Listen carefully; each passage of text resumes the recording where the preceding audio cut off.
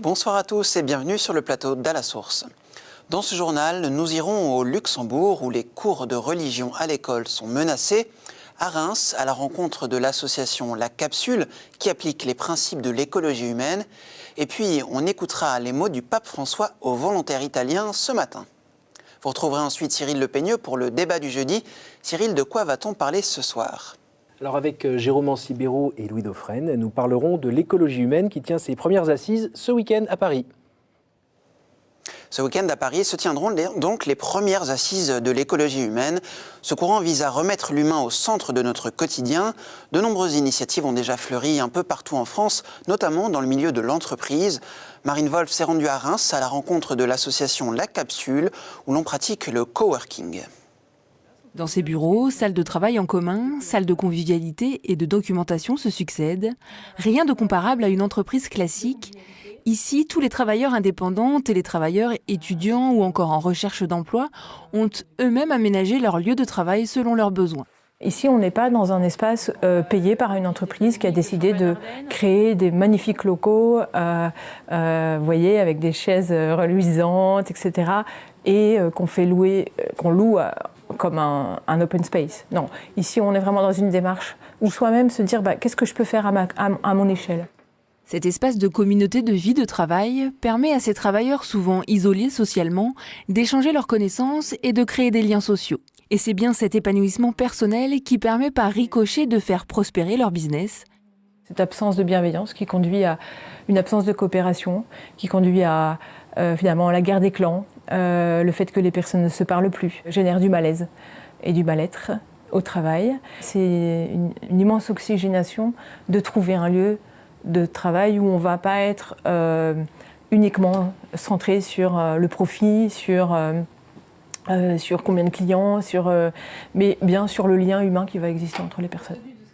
En devenant acteurs de leur propre espace de travail, ces coworkers s'inscrivent dans une logique où ils construisent ensemble un monde où chaque travailleur a sa place. Le monde politique français et européen est en deuil. L'ancien ministre et ex-commissaire européen Jacques Barrot est mort hier. Réputé pour son engagement européen, il était l'une des figures symboliques de la démocratie chrétienne. Jacques Barrot était venu sur notre plateau en avril 2012.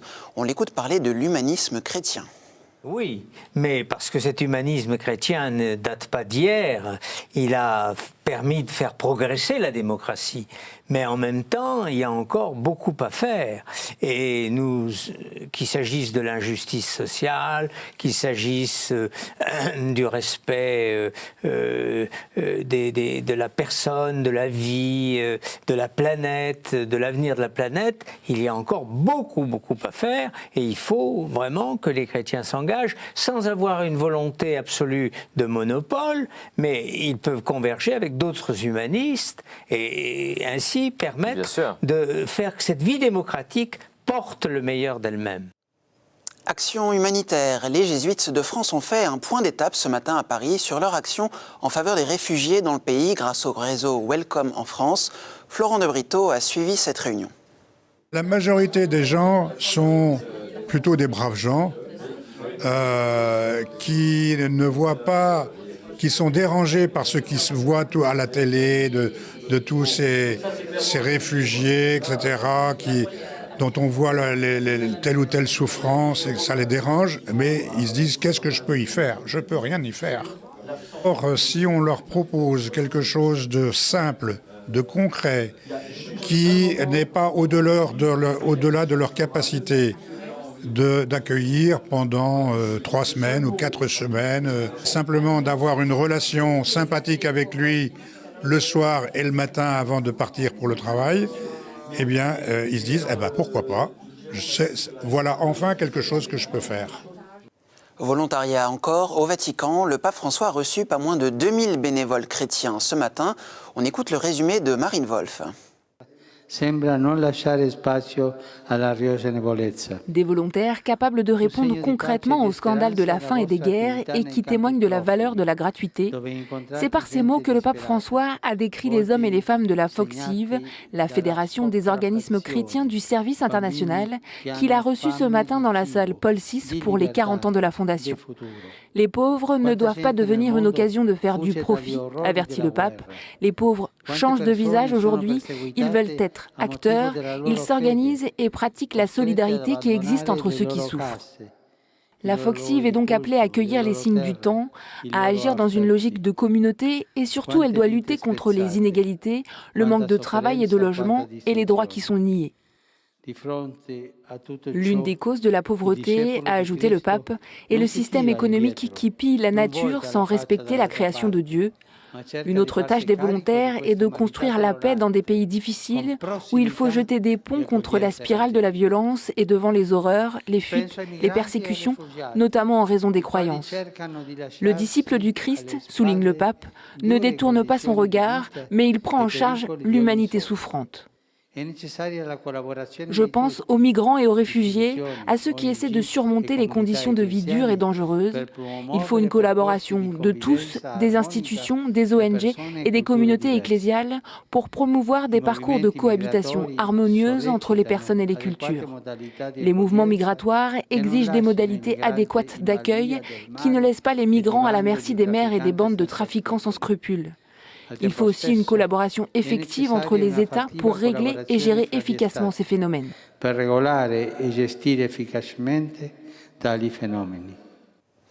Au Luxembourg, les négociations sur la séparation entre l'Église et l'État se poursuivent. Elles portent notamment sur la suppression du financement du culte et des ministres du culte par l'État, système hérité de Napoléon, mais également sur la suppression du cours de religion. À ce sujet, l'archevêque du Luxembourg restait jusqu'à présent très discret dans les médias pour ne pas entraver la bonne marche des pourparlers. Il souhaite maintenant alerter l'opinion sur les risques d'une disparition du fait religieux dans le Grand-Duché. Reportage François-Xavier Mathieu. L'école publique Belvaux-Post se trouve à Zanem, au sud du Luxembourg. Ce mercredi matin, 8 élèves entre 9 et 10 ans participent au cours de religion. L'enseignant les invite à réfléchir sur leur rapport à Dieu dans les 3 grandes religions monothéistes. Au Grand-Duché, les élèves ont le choix entre un enseignement moral ou une instruction religieuse catholique. La majorité d'entre eux choisissent le cours de religion qui risque pourtant de disparaître. Le gouvernement veut introduire un cours unique de valeurs dont le programme n'est pas encore rendu public. On craint vraiment qu'on fera beaucoup de compromis sur le thème des religions. Il y a 44% de migrants ici au Luxembourg. On est multireligieux, multiethnique, multiculturel et ce cours crée du lien social. Suppression du cours de religion, diminution du financement des cultes, le Luxembourg connaît un véritable virage dans les relations entre les religions et l'État. Nous avons un petit groupe très, anti-chrétien, fortement ancré dans les médias et dans certains partis politiques, mais qui ne correspondent pas à la majorité du pays. L'espace que RTL donne à la laïcité agressive contre l'Église, ça demande plus d'espace qu'à l'Église même pour se prononcer sur ces questions d'actualité. Même si la religion doit être séparée de l'État, elle ne peut être séparée de l'espace public. Au 7 juin 2015, le gouvernement consultera les Luxembourgeois par référendum sur la question du financement des cultes. Si ces évolutions de la laïcité se concrétisent, l'archevêque convoquera un synode diocésain pour mener une réflexion sur l'annonce de la joie de l'Évangile. Toujours au Luxembourg, la Chambre des députés a adopté une nouvelle loi sur l'interruption volontaire de grossesse. Elle supprime la 2e consultation obligatoire pour les femmes qui souhaitent recourir à l'IVG. Elle autorise aussi l'avortement jusqu'à la 12e semaine de grossesse. La réaction sur place d'Hubert Hausmer, membre de la Commission nationale d'éthique. Pendant 12 semaines, les premières 12 semaines, la femme est absolument libre. Et puis soudain, après 12 semaines, elle n'a plus le droit d'avorter, donc elle est traitée comme une mineure par le législateur. Inversement, l'embryon pendant les 12 premières semaines est hors la loi, on peut faire de lui ce qu'on veut, et puis soudain, après 12 semaines, sans qu'il y ait la moindre explication, il a un droit à la vie, il est protégé. Et cette absurdité se retrouve dans d'autres pays. Par exemple, chez nous, c'est 12 semaines. Dans d'autres pays, c'est 8 semaines. Dans d'autres, 10 semaines. En Angleterre, c'est 24 semaines. Donc ça montre bien qu'il n'y a pas vraiment de raison majeure, et certainement pas scientifique, pour fixer un tel délai. Le Moyen-Orient va-t-il perdre tous ses chrétiens? C'est la question que l'aide à l'Église en détresse se posera demain vendredi lors d'un colloque organisé à Paris. Selon l'organisation, la région oscille aujourd'hui entre la fin des États-nations et des nations sans État où la place des chrétiens est plus que jamais menacée. On écoute l'analyse de Marc Fromager, directeur national de l'AED. On pense que l'on va vers un redécoupage, une nouvelle carte au Moyen-Orient. En tout cas, c'est ce que laissent envisager, imaginer les derniers événements. Très clairement, si on regarde statistiquement la présence des chrétiens orientaux, c'est-à-dire les chrétiens autochtones qui habitent là depuis toujours, on va vers une forme de disparition. Si on prend le cas de l'Irak, on était encore à 1,5 million il y a 10 ans. Aujourd'hui, s'il en reste 300 000, c'est vraiment le maximum. C'est-à-dire qu'on a perdu 80% de la communauté chrétienne en l'espace de 10 ans. Parmi les intervenants, le père Samir Khalil Samir, prêtre égyptien islamologue. Vous le retrouverez mercredi soir dans l'émission Église du monde sur l'Égypte, présentée par Stéphanie Dupasquier. Égypte toujours, l'université Al-Azhar, l'une des plus prestigieuses autorités de l'islam sunnite, organise en ce moment une conférence internationale au Caire, thème la lutte contre l'extrémisme et le terrorisme. Lors d'un débat, le cheikh Ahmed Al-Tayeb, directeur de l'université, a fermement condamné la barbarie de l'État islamique. L'analyse de l'un des participants, le père Rafi Greish, porte-parole de l'Église catholique d'Égypte. C'est un signal fort. L'Azhar, jusqu'à très récemment, était contre le chiisme. Et voilà qu'on a des grands imams chiites qui sont venus, qui ont fait des conférences et des interventions. Alors je vois qu'il y a un changement, si vous voulez, un peu dans l'attitude de l'Azhar vis-à-vis des autres parties musulmanes et les chrétiens. Et ils veulent que tout le monde soit contre tout ce terrorisme qui arrive au Moyen-Orient. Ils vont essayer de trouver des solutions, pas seulement des solutions militaires contre les groupes terroristes. Ils veulent montrer le vrai islam, que l'islam n'est pas un islam de terrorisme, mais l'islam d'amour et de la charité, de tolérance, etc. On passe maintenant à la revue de presse.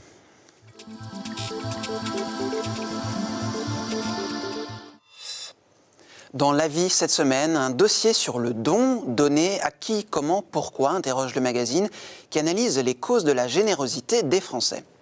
Entre deux conférences environnementales, la première qui s'est finie à Paris et la seconde qui a débuté à Lima, Réforme tire la sonnette d'alarme. Il faut des mesures drastiques pour limiter les émissions de gaz à effet de serre. Alors que les animaux ont récemment été reconnus par le Code civil comme des êtres vivants doués de sensibilité, Pèlerin s'interroge, faut-il les considérer comme nos frères ? Enfin, Famille chrétienne revient sur le voyage du pape en Turquie, un voyage marqué par sa volonté d'unité avec les orthodoxes et le souci de défendre les chrétiens dans tout le Moyen-Orient. Voilà pour la revue de presse. Place maintenant à la chronique du jeudi. Écoutons le père Bernard Devers d'Habitat et Humanisme.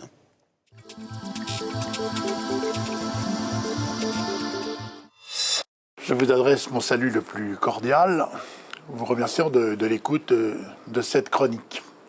Nous sommes dans ce temps de l'Avent, de cette préparation à Noël, et sans doute est-il intéressant en fait de faire mémoire de cette parole, de cette méditation de notre pape François qui dit que chaque enfant est un signe à partir duquel nous sommes appelés un peu à évaluer l'état de santé de notre société. Quand on regarde en fait la situation des enfants, le rapport du Secours catholique a souligné qu'un pauvre sur 3 est un enfant en France, que 600 000 enfants sont victimes 2 fois du mal logement, avec une situation de vie tout à fait difficile aujourd'hui et naturellement un avenir absolument compromis. Évaluer l'état de la santé de notre société, c'est Michel Serres qui dit aussi mais finalement notre société préfère son argent à ses enfants. Terrible, terrible. Et donc il y a véritablement cette invitation dans cette préparation à Noël, dans cette préparation spirituelle, de nous rappeler qu'un enfant nous est donné. Cet enfant n'est pas un enfant roi, c'est l'enfant Dieu. Et nous savons comment naît cet enfant. Il ne cessera d'ailleurs de nous dire que si nous ne devenons pas comme les enfants, nous n'entrerons pas dans ce royaume des cieux, entendons, dans ce royaume du cœur. Comment, précisément, tels les bergers, accourir vers l'enfant, vers les enfants, et nous demander alors comment nous pouvons leur faire davantage de place. C'est peut-être aussi cette invitation à découvrir que Noël, c'est pas simplement la mémoire d'un anniversaire de cet enfant Dieu, mais de cet enfant qui nous invite aussi à naître et par là même à reconnaître dans cette perspective bon temps de l'Avent. Le moment est venu de retrouver Cyril Le Peigneux et ses deux invités. Quant à moi, je vous retrouve mardi prochain. Très bonne soirée à tous.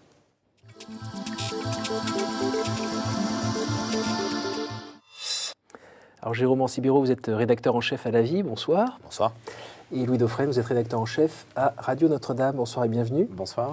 Alors avant de parler du thème de ce soir sur l'écologie humaine, je voulais juste avoir votre réaction un petit peu sur ce qui s'est passé en Vendée avec le Conseil général sur le tribunal administratif de Nantes qui a décidé de faire retirer la crèche du hall du Conseil général de Vendée.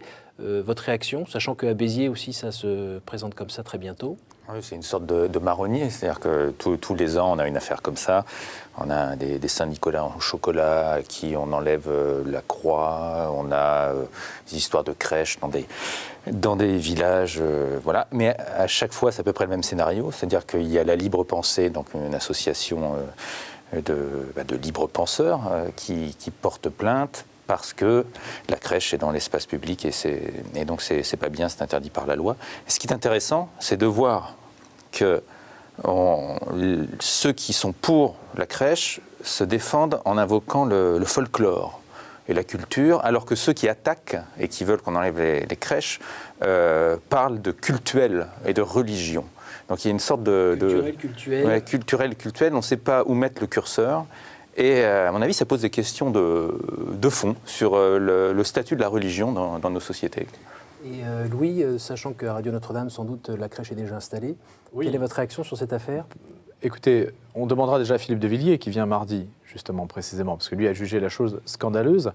Mais Jérôme a tout à fait raison, parce que ce sont de très mauvais arguments de dire que ce sont les traditions et le folklore qui justifient la présence de la crèche. D'une certaine façon, les opposants donnent un bon argument, puisqu'en reconnaissant la vérité de ce que représente la crèche, il lui donne toute sa valeur. Mais dire que c'est une tradition, c'est absurde, parce que le jour où il y aura l'oubli, tout simplement, où ce sera perdu dans l'oubli, il n'y aura plus de tradition. Donc il faut bien se fonder sur quelque chose d'autre. Je dirais l'argument qui consiste à dire, Monseigneur Ulrich a bien donné la chose, en distinguant l'État de l'espace public. Si les signes religieux n'ont plus leur place dans l'espace public, il faut raser les églises. Notre-Dame de Paris, il faut raser. C'est honteux parce qu'il y a deux tours là qui sont une provocation à la libre pensée. Voilà. Moi, je voudrais dire qu'il n'y a pas de neutralité, parce que les gens invoquent la neutralité, essentiellement prétendument libres penseurs. L'espace public. Bon, mais c'est absurde. En fait, c'est conviction contre conviction. Ceux qui prétendent incarner la neutralité n'incarnent pas du tout la neutralité. Ils incarnent une conviction parmi d'autres, qui est celle de l'athéisme militant. Bon, les autres incarnent une autre conviction, mais il n'y a pas ceux qui sont dans la neutralité, puis ceux qui sont dans le parti pris. Il y a deux partis pris qui s'opposent. Donc il y a aussi, je pense que ce type d'affaires, ce sera un dernier point que je dirais, ça va être excellent parce que ça oblige les gens à se poser des questions, justement à sortir du folklore. Et puis ça montre aussi que la loi 1905, la personne qui invoque la loi 1905, elle dit que finalement le système est dans une laïcité de combat agressive et que l'histoire continue, l'histoire continue. Donc c'est bien, l'histoire continue. C'est une thématique qui vous plaît bien, qui aurait pu faire tout le dossier. Bon, on va revenir au sujet du jour, l'écologie humaine. Les premières assises de l'écologie humaine donc, vont se tenir à Paris ce week-end. Alors Jérôme, première question toute simple. Quand vous dites écologie humaine, on en parle depuis des mois. Vous comprenez ce que c'est ? Maintenant, oui. J'avoue que j'ai eu un peu de mal au début de ce mouvement, d'autant plus que l'expression écologie humaine existait déjà avant. Donc il y a une société d'écologie humaine, c'est une discipline scientifique. Et l'écologie humaine telle qu'elle est présentée aujourd'hui est sortie de ce cadre scientifique et vise à devenir un mouvement de pensée. Donc c'était un petit peu compliqué à comprendre au début. Maintenant, on commence à comprendre de quoi il retourne. On l'a vu dans le reportage tout à l'heure. Ouais. C'est cette idée de retrouver la rencontre, l'entraide C'est l'idée de mettre la personne humaine au centre de notre réflexion dans la société, de façon générale. Alors ça peut s'appliquer au monde du travail, à la société, à l'environnement. Donc c'est quand même, là aussi, l'environnement est un domaine important. Quand on met le mot écologie, c'est là que ça bute souvent.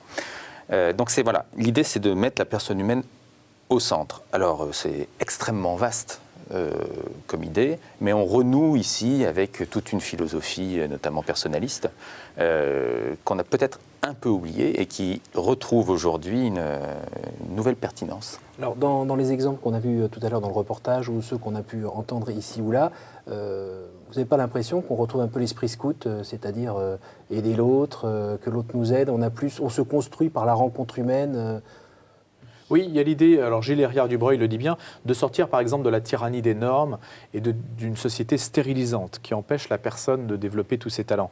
Alors ça, c'est très bien. J'avoue que le reportage m'a laissé un peu perplexe parce que j'ai l'impression que là, c'est une méthode de management. Bon, ça doit être plus qu'une méthode de management, finalement. Et puis, une entreprise qui est orientée au profit, on ne peut pas contester le fait qu'une entreprise fasse en soi... Enfin, sinon, pourquoi on est là? Enfin, gagne de l'argent, je veux dire. Oui. Bon. Mais ça, c'était une alvéole parmi d'autres. Voilà, c'est un thème parmi d'autres. Moi, ce qui me laisse un peu perplexe, un peu comme Jérôme, c'est que le courant, c'est pas un courant aujourd'hui. Enfin, le courant, c'est une partie d'un tout, ou alors c'est quelque chose qui structure une pensée avec du monde derrière. J'ai du mal à me représenter ce que c'est aujourd'hui. Donc, j'irai voir ce qui se passe, pour voir exactement ce qui émerge en ce moment. Et puis l'écologie, c'est pas de l'écologie. Enfin, c'est pas de l'écologie, ça brouille le marqueur sur l'écologie.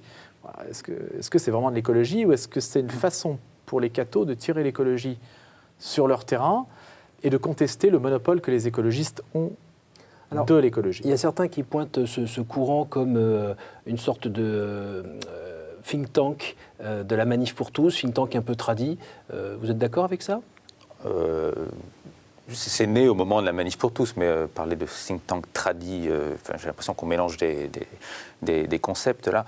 Mais pour revenir à cette notion d'écologie, ce mot-clé, c'est vrai qu'il y a une question qui se pose, mais en même temps, là encore, l'écologie existait en tant que telle avant que le mouvement écologiste politique, le mouvement politique apparaisse sur la scène.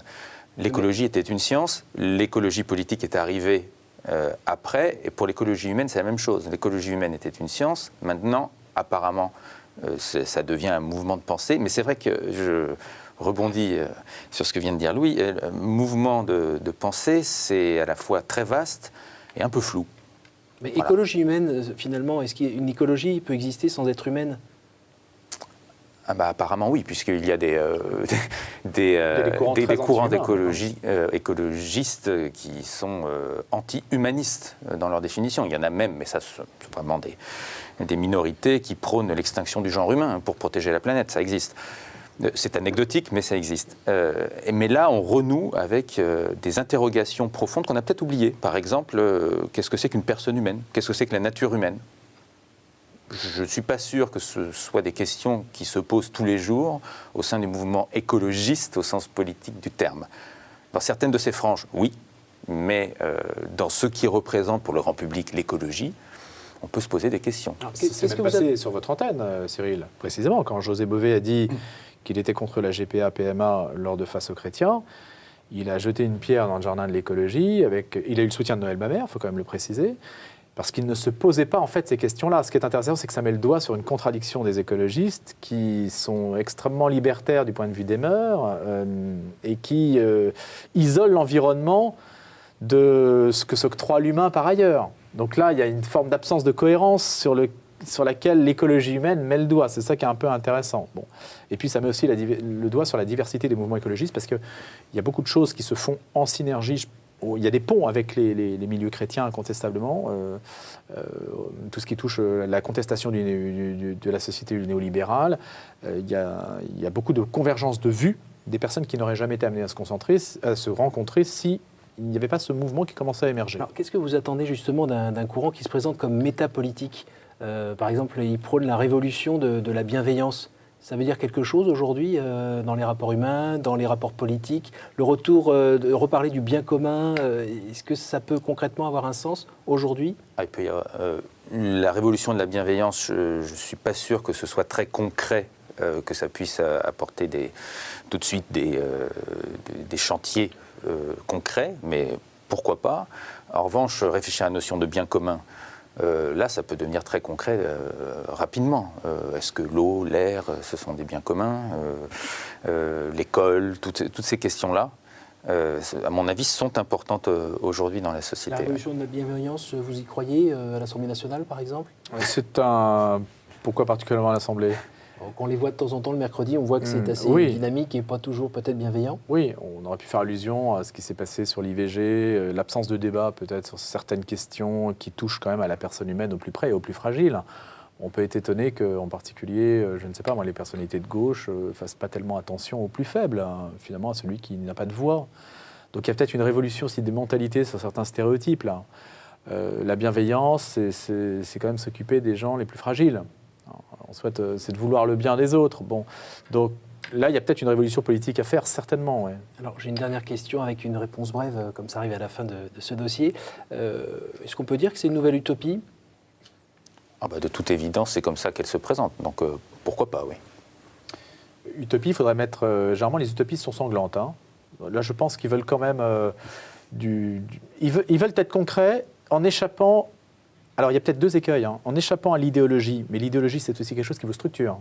Il n'y a pas que du mauvais. Et en échappant au pouvoir. Et le pouvoir, c'est ce qui permet quand même d'être efficace. Donc, si on évite l'idéologie et le pouvoir, qu'est-ce qui reste? On verra bien. Hein.